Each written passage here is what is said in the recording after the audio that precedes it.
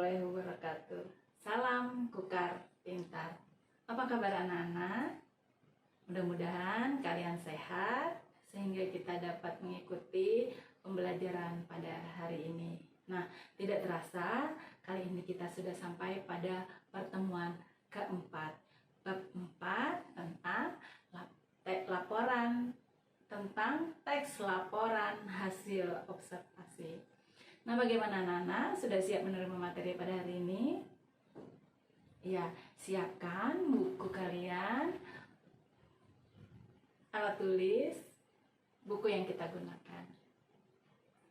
Nah, buku yang kita gunakan atau sumber bahan yang kita gunakan tetap sama. Buku siswa Bahasa Indonesia SMP atau MTS kelas 7 edisi revisi 2017. Nah, tujuan pembelajaran kita pada hari ini adalah kalian mampu menelaah unsur kebahasaan pada teks laporan hasil observasi, berdasarkan istilah yang terdapat dalam teks laporan hasil observasi, dan yang ketiga adalah memperbaiki penggunaan bahasa, tanda baca atau ejaan dalam teks laporan hasil observasi. Bagaimana? Sudah siap? Baik, kita lanjut. Untuk mengingat materi yang lalu, masih ingat struktur teks laporan hasil observasi? Iya, teks laporan hasil observasi terdiri dari pernyataan umum, deskripsi bagian, dan simpulan. Ya, benar.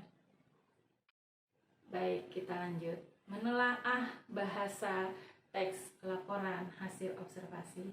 Coba kalian baca, ada sebuah paragraf. Seperti ciri-ciri serangga pada umumnya, badan kunang-kunang dibagi menjadi 3 bagian. Ada kepala, toraks, dan perut atau abdomen. Serangga bercangkang keras exoskeleton untuk menutupi tubuhnya. Panjang badannya sekitar 2 cm. Bagian tubuh kunang-kunang hampir seluruhnya berwarna gelap dan berwarna titik merah pada bagian tutup kepala. Nah, kata-kata yang bercetak miring itu tadi pada paragraf di atas itu adalah istilah. Nah, apa pengertian istilah? Istilah adalah kata atau gabungan kata yang dengan cermat mengungkapkan makna konsep, proses, keadaan, atau sifat yang khas dalam bidang tertentu. Perlu kalian ingat, dalam bidang tertentu. Nah, yang kedua adalah kepaduan paragraf. Dalam Kamus Bahasa Indonesia, unsur yang kedua adalah kepaduan paragraf. Nah, dalam Kamus Besar Bahasa Indonesia, paragraf adalah bagian bab dalam suatu karangan, bisa mengandung ide pokok dan dimulai penulisnya dengan garis baru atau alinea. Nah, sekarang kalian baca teks berikut. Lebah memiliki ciri fisik secara khusus.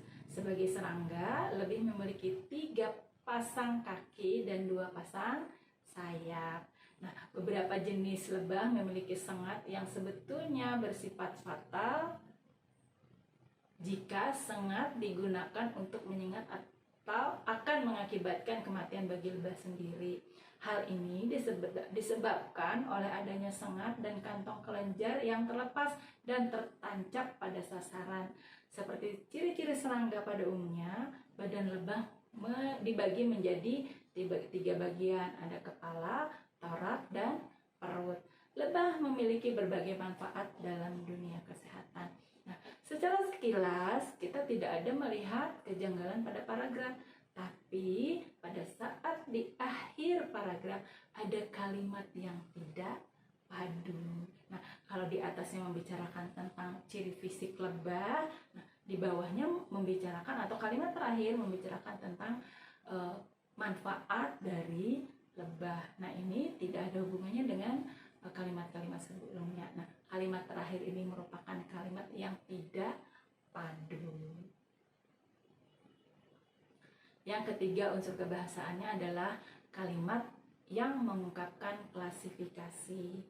kalian bisa dapat melihat contohnya. Nah, ada kalimat yang pemborosan di dalam kalimat. 1.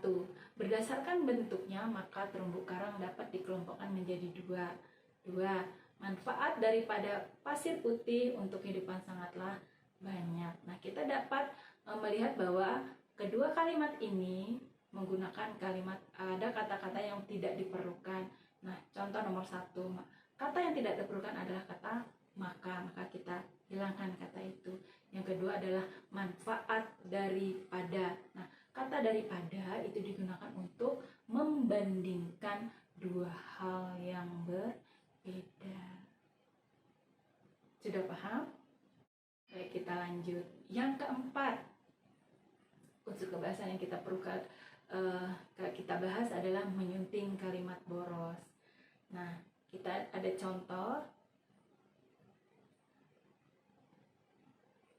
1. Manfaat yang terkandung dalam terumbu karang dapat dikelompokkan menjadi 2, yaitu adalah manfaat langsung dan manfaat tidak langsung. Nah, di sini kalimat yang tidak diperlukan adalah yang terkandung serta yaitu adalah. Nah, yaitu adalahnya harus digunakan salah satu saja. Jadi kalau kita menggunakan adalah, ya adalah saja. Kalau kita menggunakan yaitu, yaitu saja. Paham? Baik, kita lanjut. Yang kelima, penggunaan imbuhan asing dalam teks LHO. Nah, karena teks LHO ini terdapat banyak istilah, nah maka istilah-istilah itu kadang-kadang diambil dari bahasa asing. Nah, imbuhan yang pertama yang digunakan adalah is. Is itu memiliki makna bersangkutan dengan. Nah, is ini diadopsi dari bahasa Belanda. Bisa kalian lihat contohnya ya.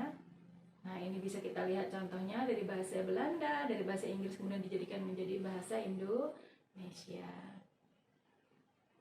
Nah, yang kedua menggunakan akhiran atau imbuhan asing yang isasi. Nah, kalian juga bisa lihat contohnya dari bahasa Belanda, bahasa Inggris, dan bahasa Indonesia. Nah, awalan asing sering kita gunakan, misal antioksidan, anti komunis, dan seterusnya. Nah, anti berarti melawan atau bertentangan dengan. Nah, selain anti ada bi artinya dua, misalnya bilateral, bilingual, dan infra, misalnya infra merah, infrasonik, gitu, infrastruktur. Nah, infra berarti di tengah atau awalan yang artinya di tengah. Yang ke-6, kata baku dan kata tidak baku. Nah, kata baku disebabkan oleh penulisan yang tidak sesuai dengan kaidah penyerapan, tidak sesuai dengan kaidah tata bentukan, dan kosakata atau bahasa daerah. Contoh, ngumpulin, ambilin, terus yang seharusnya atau pembetulannya adalah mengumpulkan, melihat, atau ambilkan. Nah, kita tadi sudah belajar tentang unsur kebahasaan. Nah, tugas kalian adalah daftarlah istilah yang terdapat dalam teks di bawah ini. Istilah-istilahnya apa saja. Nah, kedua, perbaikilah kesalahan penggunaan bahasa pada kalimat di bawah ini. Yang ketiga, perbaiki kalimat di bawah ini dengan memperhatikan kaidah kebahasaan. Yang keempat, buatlah kalimat dengan menggunakan kata imbuhan asing di bawah ini.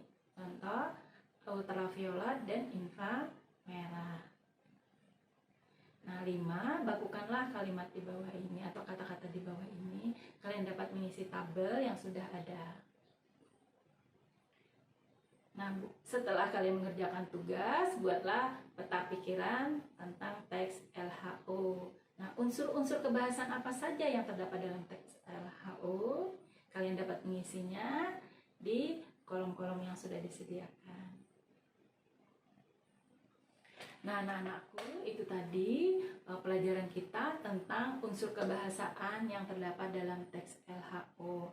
Mudah-mudahan pembelajaran kali ini dapat kalian serap dengan baik. Jangan Jangan lupa kumpulkan tugas kalian atau setorkan tugas kalian kepada guru bahasa Indonesia kalian di sekolah melalui media sosial atau melalui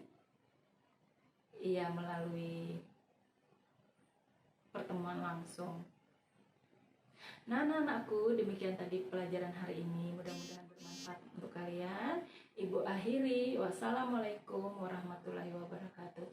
Salam Kukan Pintar. Sampai jumpa.